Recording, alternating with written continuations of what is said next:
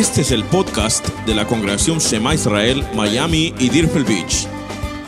Presentando la parashá de la semana por el rabino Aviner. Yetro o Yitro, que es el personaje que da nombre a la parashá. Generalmente cada parashá empieza con la primera palabra o la palabra más importante del primero o del segundo versículo del texto bíblico que corresponde a la parashá. Póngame atención, ¿verdad? Hay varias maneras de comentar la parashá, varios enfoques que dar a la parashá. Hay el enfoque teológico que no procura ver la necesidad personal del grupo al que se le está exponiendo la parashá, sino de revelar verdades teológicas contenidas en la parashá, para aumentar el conocimiento y la familiaridad de cada uno de la Keilah con relación al texto de la parashá. Pero nuestro enfoque generalmente, nuestra tendencia es aplicar esta parashá, con el comentario de la parashá, aplicarlo a la necesidad específica de nuestra comunidad, que se caracteriza por ser una comunidad que regresa a sus raíces, que no está del todo familiarizada con una vida entera de comentarios de la Torá, sino que está recién introduciéndose en esta área. Entonces, es importante detalles como, por ejemplo, saber que cada parashá recibe el nombre. Por ejemplo, Shemot, Vaigash, ¿no? Vayomer, Ve'emor. Son palabras sencillas con las que empiezan parashot. Y nuestra parashá, Yitro, ella empieza con la palabra Vaigash. Bien pudiera haber sido el nombre de esa parashá Vaishma y no Yitro, que es el nombre de un hombre que no era de origen nativa de la familia de Abraham Avinu. O sea, era un extranjero, un madianita. Entonces, ¿por qué le dieron ese honor a Yitro dándole el nombre de la parashá usando su nombre, cuando la primera palabra es Vaishma, del verbo lishmoa, de escuchar, y escuchó y oyó? La respuesta única que yo encuentro es porque Yitro, en primer lugar, él vino como suegro de Moshe a visitarle a Moshe, trayéndole a su esposa y a sus 2 hijos. Y Moshe le contó todo lo que Hashem le había hecho. Desde el día que Moshe salió de la casa de Yitro, donde se había casado, y se fue a Egipto por mandato de Hashem, y cómo Hashem obró en Egipto para sacar a su pueblo de la esclavitud y lo llevó hasta el monte Sinai, hasta el lugar donde Moshe, pastoreando ovejas 40 años atrás, tuvo la experiencia de ver la zarza arder y no consumirse. Y allí escuchó la voz de Hashem llamándole para regresar a Egipto. Entonces Moshe ahora se encuentra en el mismo sitio en el que él fue llamado a buscar a su pueblo, ciertamente cerca de la casa de Yetro, porque no podía ser que Moshe pastoreaba las ovejas cuando vivía donde Yetro, tan lejos del monte donde vio la zarza. Tenía que haber sido algo cerca. Pues entonces, cuando llegó precisamente en el Sinai, entonces Yetro sabe que alrededor, en las cercanías de aquel lugar, estaba la gran multitud del pueblo de Israel y Moshe con su pueblo allí. Entonces él fue allá a visitar a Moshe con su esposa y sus 2 hijos y oyó toda la historia y la experiencia de Moshe en Egipto y de cómo Hashem sacó a su pueblo. Habló de cada una de las makot, de las plagas que vinieron sobre Egipto, de cómo abrió el mar rojo, de cómo dio agua y proveyó de maná diariamente, con excepción del Shabbat, cómo Hashem lo había cuidado. Entonces Yetro, entusiasmado, se convirtió al judaísmo, y entonces el convertido al judaísmo ofreció holocausto a Hashem y sacrificios, y fue un instrumento de gran bendición para Moshe, porque vio un día Moshe atendiendo al pueblo y dando consejo, juzgando causa, ayudando y orientando al pueblo desde la mañana hasta la tarde.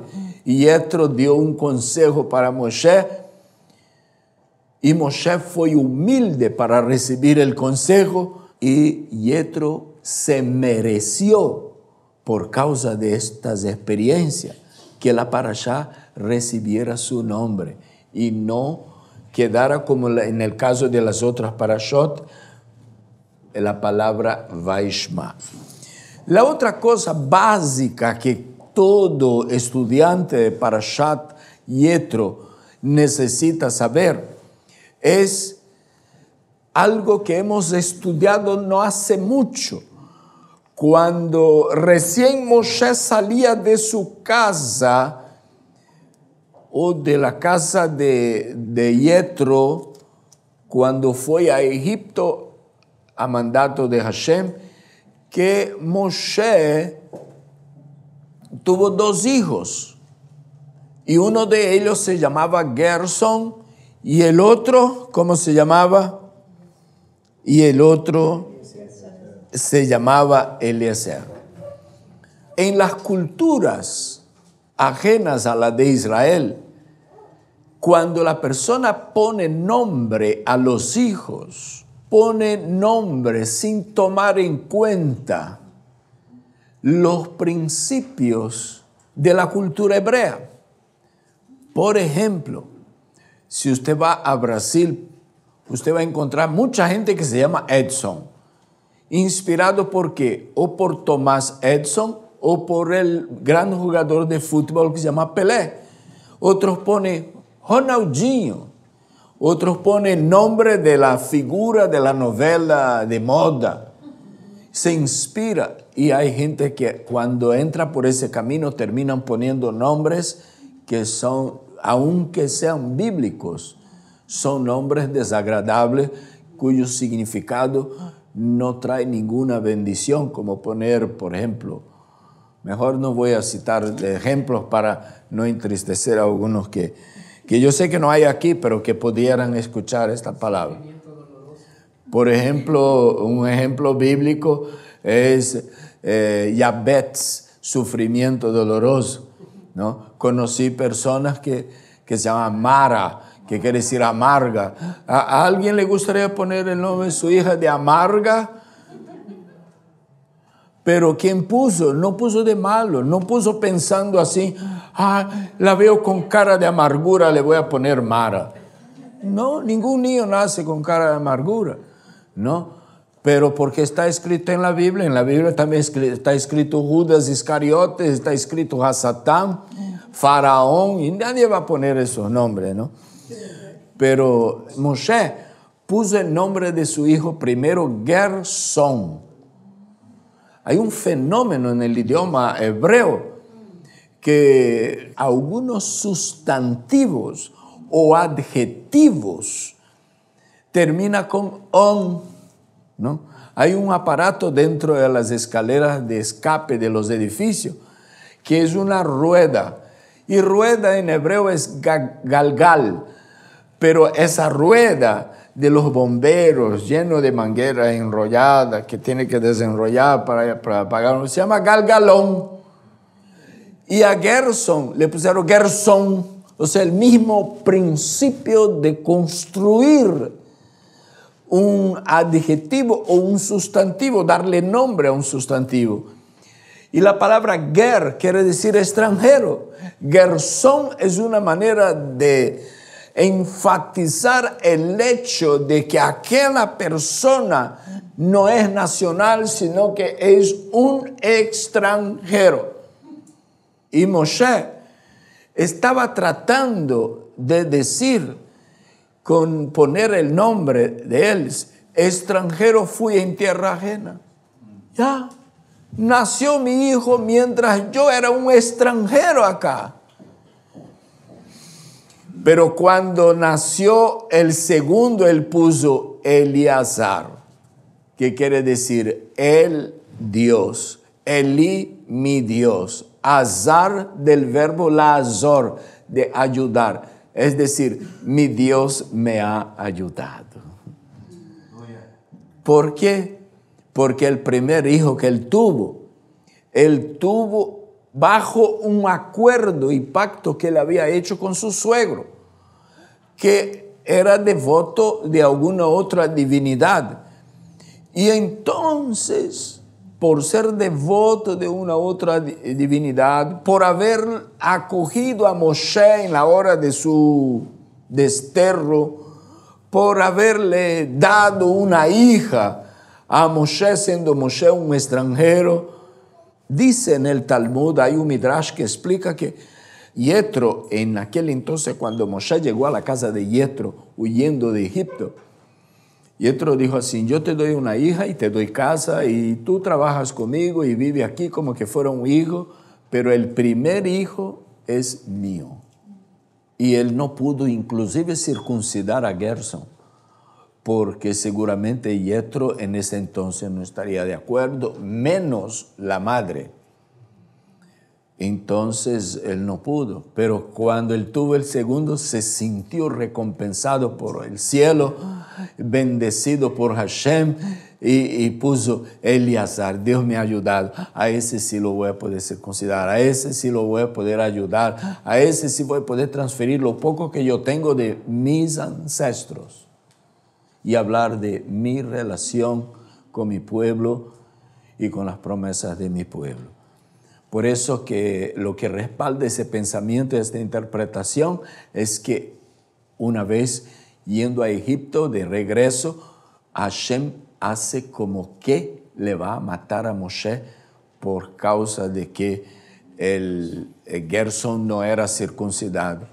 Parece que Moshe tenía problemas con la esposa, porque Moshe decía: yo quisiera circuncidarlo. ¿Cómo voy a llegar allá en medio de mi pueblo con un niño incircunciso? Y Moshe, pues cuando salió de la casa, hacía más de un mes que le había nacido, cuando fue puesto en la canasta, en el río, para que le recogieran las egipcias. Entonces a los 8 días él ya había sido circuncidado. Entonces fácilmente la mujer que lo recogió, el niño, se dio cuenta: ese niño es hebreo, ya viene hasta circuncidado. Y Moshe sabía, pues había oído ya de su familia del pacto del Brit Milá, de la circuncisión. Entonces Moshe quería circuncidar a Gerson, pero él había hecho un pacto con la familia de Yetro de que el primer hijo sería educado de una manera particular.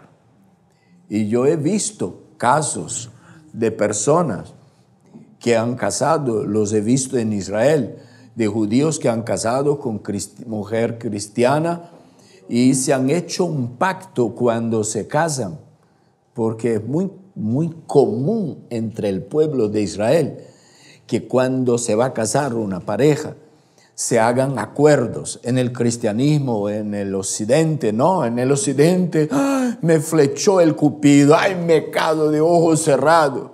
En Israel nadie se casa con ojos cerrados. Nadie se confía en el corazón, porque está escrito: engañoso es el corazón, más que todas las cosas. Entonces confiar en el corazón es meterse en problemas serios. Vayan sabiendo aquí los aún solos, aún solteros, porque serán casados. Lo digo en nombre de Yeshua. Entonces ellos se sientan y se ponen de acuerdo qué van a hacer y qué no van a hacer, que se prometen uno al otro. Y esto es la Torah. La Torah es esto. Es Hashem casándose con Israel y prometiéndose que harán uno al otro y que no harán. Y nuestro pueblo Israel, todos nosotros allá al pie del Sinai respondimos, todo lo que está en el contrato lo vamos a hacer. Y Hashem dice, puede contar conmigo, yo también voy a hacer. Así que confía en la promesa del gran esposo. Entonces se pone de acuerdo, eso sí, eso no. Seguramente Moshe le dice a Tzípora, entonces no voy a poder circuncidar al primer hijo. Esto es lo que quiere decir sí.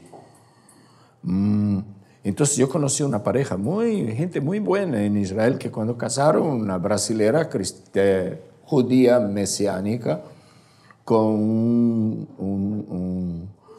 un israelí nativo, y ellos se pusieron de acuerdo que a los hijos no los vamos a imponer ni el mesianismo ni el judaísmo tradicional. Ellos deciden solo. Los mandamos a la escuela y lo que ellos decidan ellos van a hacer.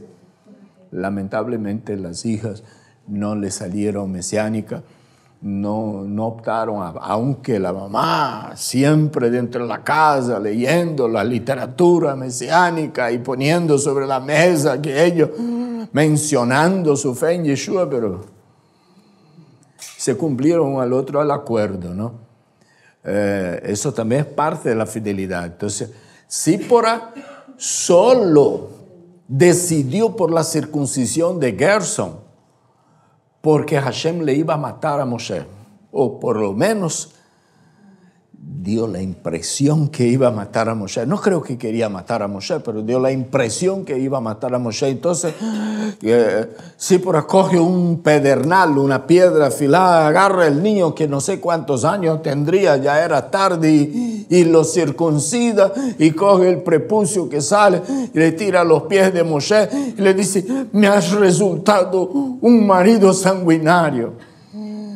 Y fue, yo creo que la última pelea por el asunto. Después ya se hicieron las paces, me supongo. Así que ustedes no se escandalicen, no piensen que la vida está sin problemas solo porque usted alzó la mano, porque ahora usa kipá, porque es judío mesiánico o judía mesiánica. Los problemas vienen para solucionarlos, ¿no es así? Y Hashem, cuando ve que algo es justo, Él ayuda y colabora, ¿no? Pero cuando llegó la vez del segundo hijo, ahí Moshe dice, yo lo elijo.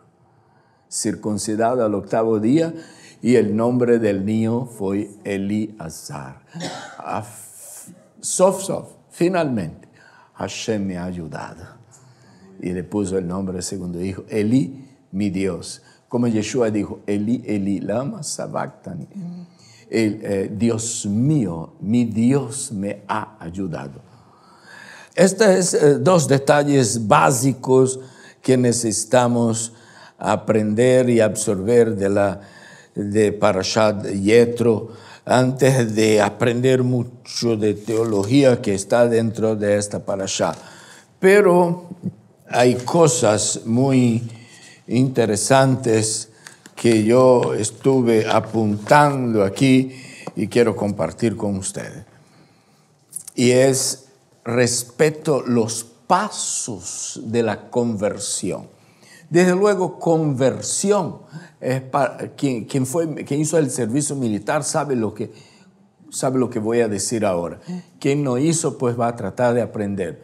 Hay un comando en la vida militar que en portugués se dice meia volta vou ver, y en español yo creo que sería, no me acuerdo porque no lo hice en español, cuando los soldados van marchando así y le dan una orden que el soldado tiene que hacer así y para el otro lado. About face.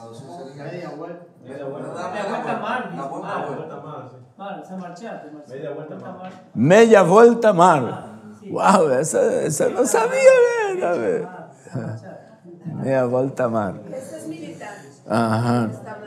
Ajá. Entonces, conversión es esto, uno estar andando para allá y de repente viene la orden del que está mandando ahí y uno solo hace así y cambió completamente la dirección. No es que se le queda ahí y lo hago. Hay gente que no han hecho su conversión todavía. Entonces la palabra conversión en español viene de esto ahí.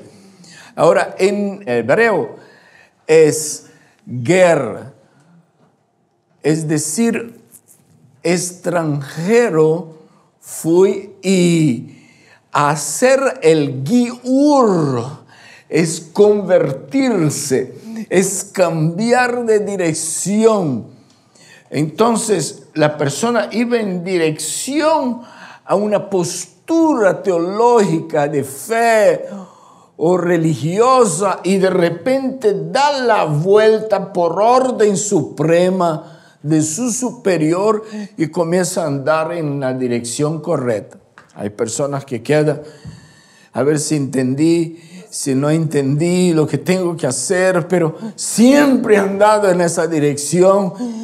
No sé si voy a poder del todo. Y Moshe tuvo que tomar su decisión un día. Yetro tuvo que tomar su decisión un día. Y estudiando esta parashá, topé con 7 pasos para una auténtica conversión. O yo diría de la conversión paso a paso. Cada paso que tiene que dar la persona que decide volver a la Torah, volver a Hashem, tiene que renunciar, ir en la dirección que estaba yendo, tiene que asumir una dirección nueva. Cualquiera que sea, tiene que ser la dirección que Hashem apunta. En el capítulo 18, versículo 9, dice así: entonces Yetro se regocijó de todo el bien que había hecho Adonai a Israel.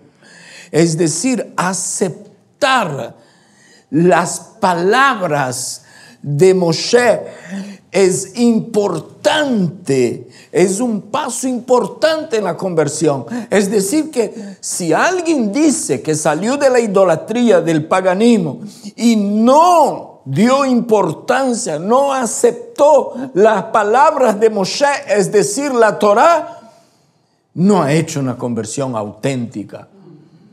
Ha estado muy cerca de esta conversión, ha podido probar la conversión, ha vivido a un lado de la conversión, hasta llegado a agradar a Hashem en parte, pero no ha hecho en toda su totalidad y no lo ha hecho a la luz de la Torah. Alguien podría decir así: ay, entonces, ¿qué fue de todos mis años? Yo le tengo una palabra de consuelo y de confort. Rav Shaul dijo así: yo me convierto cada día. Es decir, parece que Rav Shaul estaba queriendo decir que cuando él se iba en la dirección del judaísmo farisaico, ortodoxo, como el que él vivió y aprendió dentro de la escuela y de la yeshiva de Gamaliel, él tuvo bastante dificultad. Y un día él hacía un poquito así, otro día él hacía así, otro día, y cada día se convertía un poquito, y cada día se daba vuelta como la perilla de un reloj, hasta que él arrancó en la dirección que Hashem quería que él andara. Así que cuando la escritura dice en el capítulo 18, versículo 9, Yetro se regocijó de todo lo que Hashem había hecho por Israel. Es decir, el versículo 8 todavía dice, luego contó Moshe a sus suegros todo lo que había hecho Hashem a Faraón y a los egipcios. Es decir, tiene que prestar oídos a las palabras de Moshe. Eso está muy de acuerdo con el resultado del primer concilio. No estoy hablando de los concilios posteriores, porque hubieron concilios famosos como el de Nicea. Estoy hablando de un concilio cuando todavía los líderes de la comunidad de los redimidos, de los que han experimentado el cumplimiento de las profecías mesiánicas en la persona de Yeshua, judíos nativos de Israel, cuando ellos, los líderes de ellos eran todavía hombres judíos que anduvieron con Yeshua 3 años y medio y aprendieron de su gran maestro y de la mayor y más importante yeshiva que pudo haber en el mundo. La mayor escuela y el más grande rabino y más que rabino, Yeshua, Melech Israel. Estos líderes eran nativos de Israel y mesiánicos en todo sentido de la palabra. Pues bien, en este primer concilio dice que se reúnen estos líderes. A diferencia de este concilio, de los otros concilios posteriores, fueron concilios donde no estuvieron los líderes hebreos y se decidieron en base a tradiciones y costumbres y principios greco-romanos. Pero en el primer concilio, que se reunieron solo líderes hebreos, tomaron decisiones, estudiaron problemáticas como ¿qué vamos a hacer con los no judíos que acepten a Yeshua como su Mesías? Gente que no vivió con la expectativa de un redentor, de la venida, del surgimiento de un redentor. ¿Qué vamos a hacer con ellos? ¿Cómo los vamos a introducir en la comunidad? Entonces dijo el Espíritu de Santidad, el Ruach HaKodesh, dijo, les guió a una decisión de no imponerles mucha tradición y mucho y profundo conocimiento de la Torah, sino cosas básicas como no comer carne de animales inmundos, sacrificado a los ídolos, con sangre, apartarse de la idolatría y de la fornicación y acudir a las reuniones comunitarias cada Shabbat donde Moshe es enseñado, para que ellos puedan aprender los principios de vida de acuerdo con la Torah. Eso podría tomar años. Se suele decir que un entendimiento general de la Torah, no estoy hablando profundo, sino un conocimiento general de la Torah puede costar a un judío común y corriente 7 vueltas anuales por la Torah, estudiando la Torah. Entonces, después que pasan 7 años estudiando cada parashá, a él ya tiene un entendimiento general, ya sabe más o menos lo que tiene que hacer y lo que no tiene que hacer. Entonces, ese no judío iba a la sinagoga cada Shabbat a aprender de Moshe. Es decir, aceptar las palabras de Moshe es el primer paso. Si acepta las palabras de Isaías, no habrá dado el paso solo con las palabras de Isaías. Si acepta solo con los evangelios, no habrá dado el paso completo. Tiene que aceptar las palabras de Moshe. Yeshua vino predicando las palabras de Moshe. Después usted va a aceptar mucha cosa que está de acuerdo con las palabras de Moshe. Y si las cosas, como ya fue dicho aquí, y repito, que aprendamos después no están de acuerdo con las palabras de Moshe, que Moshe recibió de Hashem, entonces nosotros sabremos filtrar, sabemos poner a un ladito, poner en stand-by si no podemos entender. Hay algunas cosas en el Brit Hadashah que nosotros no vamos a entender perfectamente ahora. Vamos a tener que esperar que venga el Mashiach, ahí se nos va a aclarar las cosas. Los discípulos tuvieron ese problema. Fue necesario que Yeshua se les apareciera una tarde en el camino de Maús y les abrió las escrituras. Muchas cosas aún están cerradas para nosotros. Segundo paso se encuentra en el versículo 9, es tener una experiencia profunda por lo que le contó Moshe. Termino de leer el versículo 9. Dice, entonces Yetro se regocijó. Dígame, regocijó. Es decir, se alegró, se emocionó, se puso feliz, quedó impresionado, quedó impactado con todo lo que Moshe contó. Es decir, una experiencia profunda por lo que le contó Moshe. Si nosotros tenemos una experiencia profunda con lo que nos contó Pablo, no es suficiente. Nos va a servir de algo. Si tenemos una experiencia profunda con lo que nos contó Jacob, hermano de Yeshua, no es suficiente. Necesitamos tener una experiencia profunda con lo que nos cuenta Moshe de lo que hizo Hashem con el pueblo de Israel.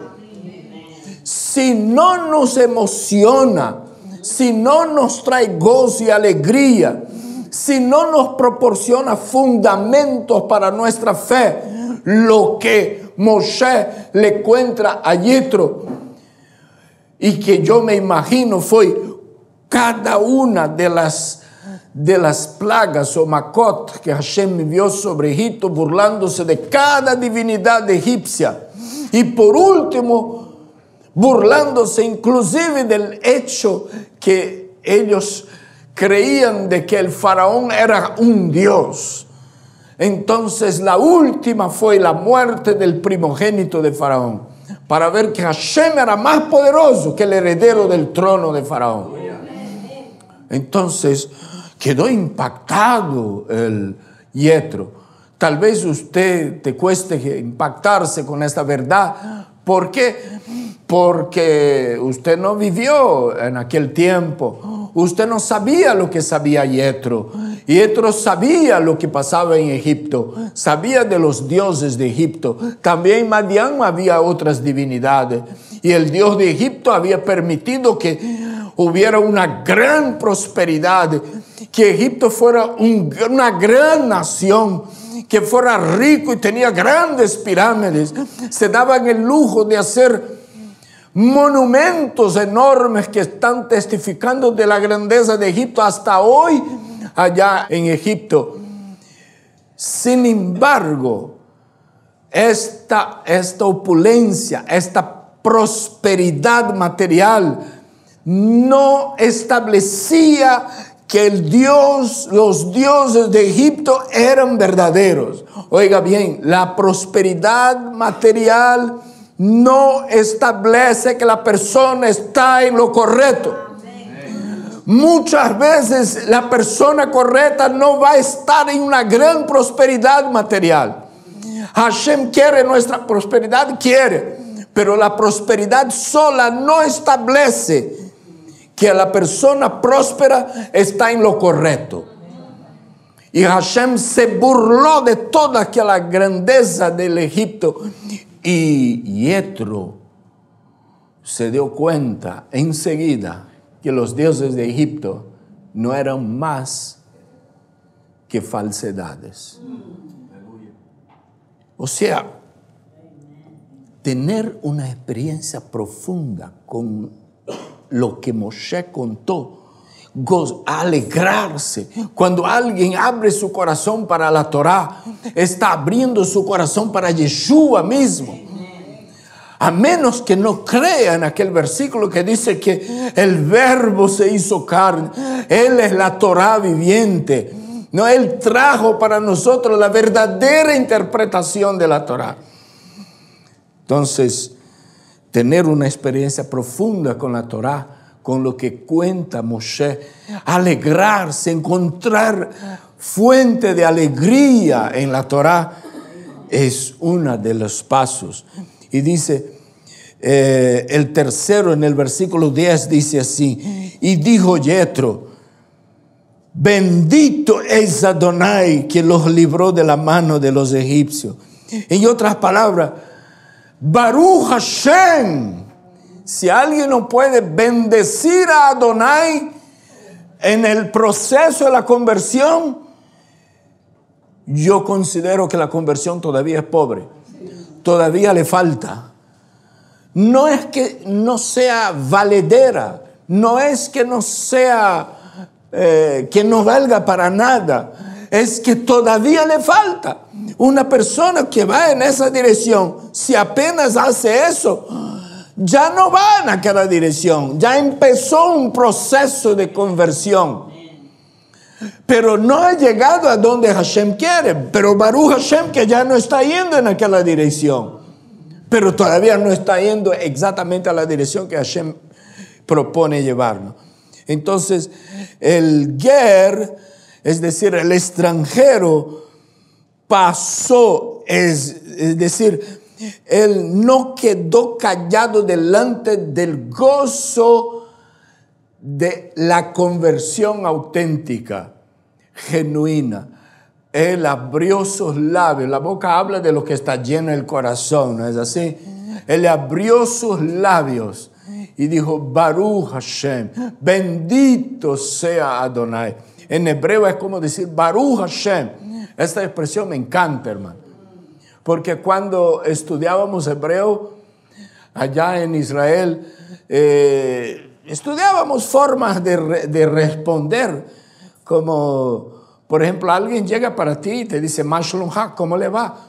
¿Cómo va tu paz? ¿Cómo va tu matzav ruach? ¿Cómo va tu situación? Entonces, hay varias maneras de responder. Entonces, nos enseñamos cada una de las maneras. La una interesante era que se dice así, Baruch Hashem.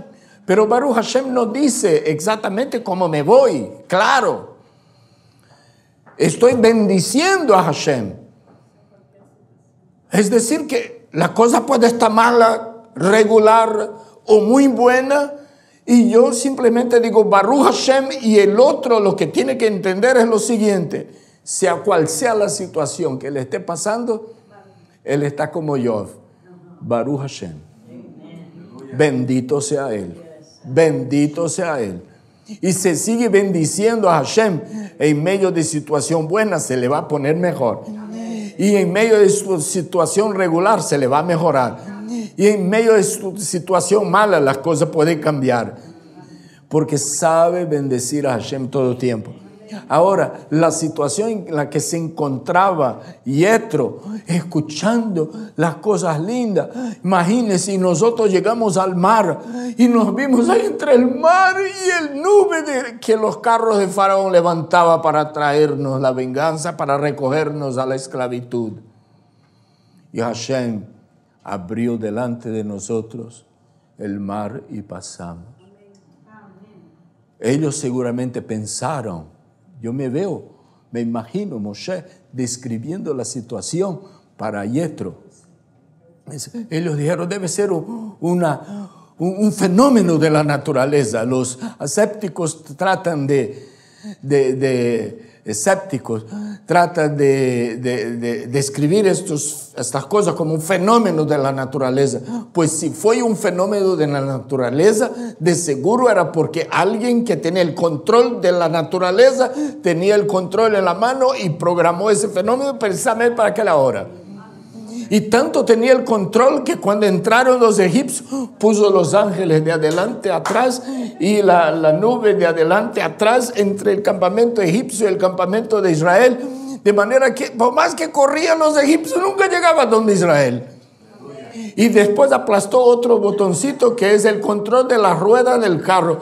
Y se las dobló, se las sacó y se formó un tremendo picaquín, un tremendo congestionamiento en medio del mar y se les dificultó más todavía. Ya no bastaba que los ángeles estaban delante, la nube estaba en el medio. Ahora las ruedas de los carros estaban mal. Y después entonces Hashem dice, se acabó el fenómeno de la naturaleza. Aplastó el último botoncito cuando cruzó el mar, el último de los más débiles del pueblo de Israel. ¿Sabe que en una cola siempre los últimos son los más débiles? Los que no pueden andar muy rápido, ¿no? Pues bien, cuando cruzó el último, él aplastó otro botoncito y el mar se volvió. Se terminó el fenómeno de la naturaleza. Cuando Yitro escuchó todo esto, él dice, ay, Dios mío, pero qué cosa tan maravillosa, se me despeluca, se me hace como piel de gallina. Pero ahí Moisés le dice, pero no fue solo eso, hubo más. Llegó del otro lado y nosotros hicimos un servicio tremendo, y danza, y pandero, y cántico. Y más después nos terminó las provisiones de agua, y Hashem sacó agua de la roca. Puedes imaginar. Y según el Talmud, un Midrash dice que el agua, la roca, les seguía. Es decir, que alguien trató de dibujar este versículo y dice, solo hay una manera de mover una roca. Es que la roca sea redonda para que nosotros la vamos empujando. Y alguien dibujó así porque no sabía más cómo hacer para describir cómo la roca les seguía para seguir dándoles agua por algún tiempo. Ya cuando no hubo la roca, entonces hubo unas aguas que eran amargas y él se las endulzó. Ya después comenzó a venir maná del cielo. ¿Y qué es maná? Una comida deliciosa. ¿Y a qué sabe? A lo que uno quiere comer. Ay, hoy amanecí con ganas de comer pollo asado del BJ's, que es diferente del Publix, ¿no? Y no me pagan nada para hacer esa propaganda. Entonces, y hoy amanecí con ganas de comer pollo asado. Entonces recoge el maná y el maná sabe a pollo asado. Sabe quiere decir, ¿cómo es en portugués? No, tem gosto de, ¿no? Sabe a, o sea, gusta a. Entonces, ahí tenía ganas de comer empanadas de verde. Sabe a empanada de verde. Eso es a favor de los ecuatorianos, ¿no? Así que bendecir al Eterno. El cuarto sería el rechazo a las otras divinidades y creencias. No podemos abrazar la Torah con las otras cosas. Nuestros dos brazos fueron dados para abrazar la Torah. O sea, para Yeshua, no para otro. Yo no puedo vacilar entre dos caminos. Yo no puedo abrazar, hay cosas que algunos no las puede dejar. Y yo no sé por qué no las puede dejar. Porque prefiere seguir su corazón. Se olvida que el corazón es engañoso, ¿no? Más que todas las cosas, dice la palabra. Y en el versículo 11 dice, ahora sé que Hashem es más grande que todos los dioses. Por causa de la maquinación que tramaron contra ellos. Ahora parece que allí Yitro ya estaba más de la mitad del camino de su conversión, ¿no? Él bendijo a Hashem, rechazó todas las otras creencias habidas y por haber. Ya en el versículo 11, así mismo dice, dar testimonio de lo que había sido revelado. Es decir, él ahora sabía quién era Hashem. Más grande que todos los dioses. Fue lo que él dijo. Ahora sé que Hashem es más grande que cualquier otra divinidad. Y si ya sé esto, ¿por qué las voy a servir? podemos servir al más grande. Baruch Hashem. Tiene que dar testimonio. Si no abre la boca y habla, entonces no sabemos lo que hay en su corazón. ¿No es así? Por eso dice que con la boca se confiesa para recibir Yeshua. ¿No? Lo primero que le ocurre a alguien cuando cae de su nivel de espiritualidad es su capacidad de dar. Y eso no le pasó con Yitro. Yitro decidió servir a Hashem. El versículo 12 dice así: enseguida, diga conmigo, enseguida. Es decir, ¿enseguida de qué? Enseguida de que le contó, dio oído a Moshe, de escuchar las palabras de la Torah, enseguida de haberse alegrado, enseguida de haberse bendecido a Hashem, Baruch Hashem, enseguida de haber rechazado a los otros dioses, enseguida de haber dado testimonio y haber dicho, ahora sé quién es el grande. Enseguida, y el sexto paso, él dice, Yetro, su suegro de Moshe, ofreció a Hashem holocaustos y sacrificios. Ofreció a Hashem. Cuando usted quiere saber el nivel de espiritualidad de una persona, es la cosa más fácil. No te preocupes con el nivel de espiritualidad de las personas, desde luego. Preocúpese con el nivel de la espiritualidad suya. Porque si el otro está bien o mal, no te afecta, no debe afectarte a ti, ¿no? Debe afectarte y afectarme el nivel de espiritualidad mío. Entonces yo debo procurar saber cómo va mi espiritualidad. Entonces, cuando una persona cae espiritualmente, lo primero que le afecta es su economía. ¿En qué sentido? ¿Que se hace pobre? No exactamente. Es que él da menos o no da nada. La gente llega para él y cuenta sus problemas y él no es capaz de meter la mano en el bolsillo y dar nada. Pero si él viene de un servicio, que él viene lleno del Ruach HaKodesh, del Espíritu de Santidad, él viene flotando en las nubes espiritualmente hablando. Y alguien llega y dice, oiga, no sé qué haré para arreglar mi carro. Ahí el otro dice, ¿cuánto cuesta? 100, tómenlo los 100. Toma más 20 por si acaso. Pero cuando nuestra espiritualidad va bajando, si no ha bajado del todo, hasta decimos así, voy a orar por ti. ¿Ya vio? Que le viene y le cuenta un problema serio que depende de una pequeña ayuda. Como usted no está tan fuerte espiritualmente en ese momento, ahí usted dice, ya, hermano, voy a orar por ti, aunque podía hacer más que orar. Y a veces parece que orar es lo mejor. No siempre orar es lo mejor.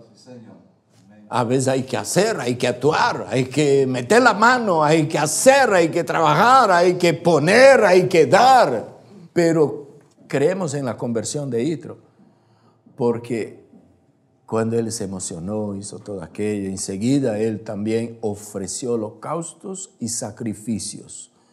Vea, holocaustos son ofrendas que Hashem no ha pedido. O sea, que no ha pedido, él ha decretado cómo serían en caso de que la gente lo quiera ofrecer.